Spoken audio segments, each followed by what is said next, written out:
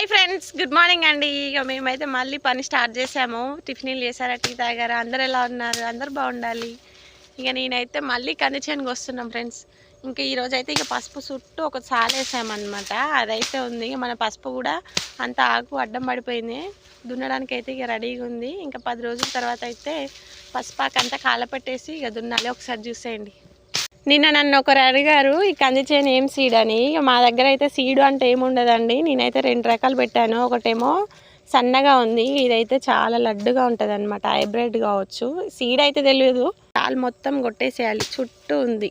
పసుపులో అయితే ఇక గడ్డి బాగా ఉంది. దీనికి గడ్డి మందు కొట్టేసి ఊర్లలో కొంచెం ఎవరి దగ్గరైనా కొన్ని ఉన్నాయి మంచి సీడ్ అంటే ఒకరి నుంచి ఒకరం తీసుకొని దాన్ని ఒకవేళ కొన్ని గింజలతోటి 1000 ఇత్తనాలు అయితే చేసుకుంటాం ఫ్రెండ్స్. చాలానే అనమాట. ఇక దీన్ని అయితే స్పెషల్గా అయితే ఏం తీసుకురాలేదు. పక్క వాళ్ళ దగ్గర బండిని అంటే మళ్ళీ మనకు కొన్ని ఇచ్చేస్తారు అడుగుతా ఆటోమేటిక్గా. బాయ్.